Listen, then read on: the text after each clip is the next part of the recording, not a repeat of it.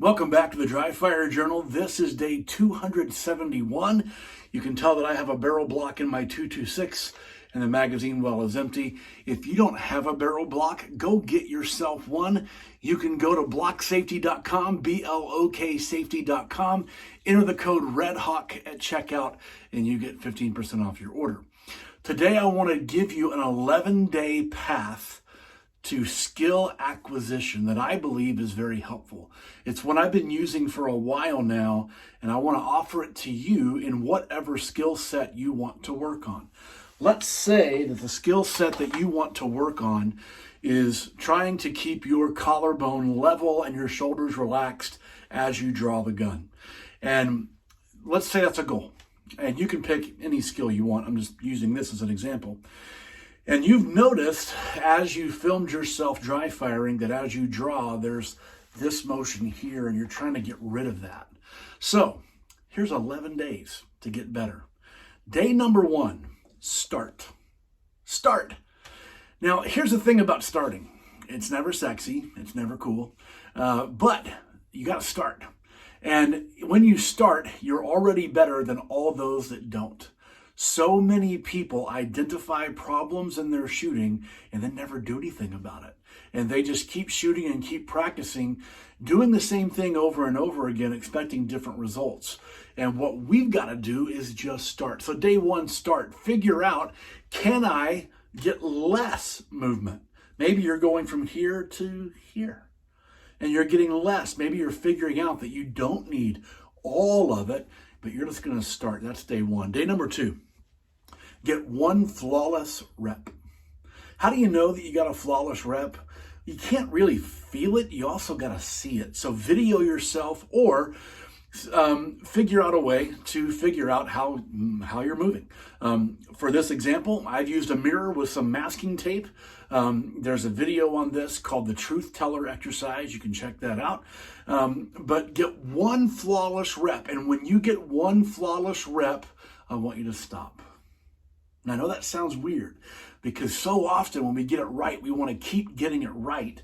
The problem with that is that when we get one flawless rep and then we fail on the next one, mentally we get stuck in a trap of figuring out which one we're going to focus on. The one that we did well or the one that we fell back into old habits on. So when you get one flawless rep, move on. Here's day number 3. Try this 10 times and get 3 flawless reps. Just 3 out of 10. But here's what's cool. You just started 2 days ago, and now you're on day 3. And now you're getting 3 flawless reps. So you're already tracking your improvement. On day 4, get one more. Get 5 out of 10. 5 out of 10. On day 5, get 6 out of 10. And then on day 6, get 7 out of 10. Here's what's really cool. On day 7, you're going to get 10 out of 10. That means in 1 week, you went from a bad habit that you had entrenched into your shooting to now having 10 flawless reps where your collarbone did not move all the way through your draw and presentation of shot, and you did it 10 times in such a way that now you've shown that you have this as a part of you. Then we get to day 8. Day 8 is the quantum leap.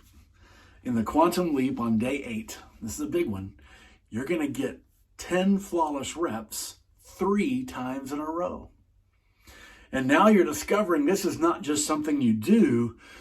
This is not just a part of your shooting skill. This has become who you are. You are able to do this now. And then on day 9, you're going to add some timer pressure.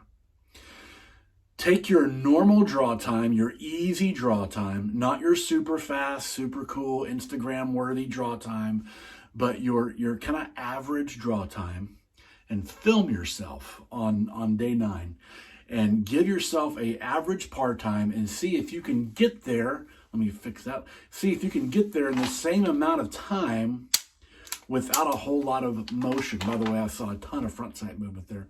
Maybe something for me to work on today. On day 10, reduce your par time and think about stair stepping it slowly. thinking like 5/100ths of a second. and then dropping that 5 arms in a second. And then you start building in 0.10 drops. But reduce the timer pressure, reduce the amount of time so that you are now pushing while maintaining this thing that you're working on. And then on day 11, the final day of this thing, you're going to test your subconscious capability to do this. Here's how I test subconscious capability. It was yesterday's video. It's the pledge drill. Go check that out. It's day 270. Go check out the pledge drill. That is one of the best measurements of subconscious capability that I have used and helped others use. It's simply reciting something. I pledge allegiance to the flag of the United States of America and to the republic for which it stands, one nation under God, indivisible, with liberty and justice for all. My brain has to think about what I'm saying instead of what I'm doing. And if I start thinking about what I'm doing, what I'm saying starts to slow down and get weird. So it's a great test of what I'm thinking about. This is just 11 days. And I believe you pick any skill set, whether it is a draw or covering or defeating your concealment or trying to go one hand, left hand, whatever skill set you want to work on.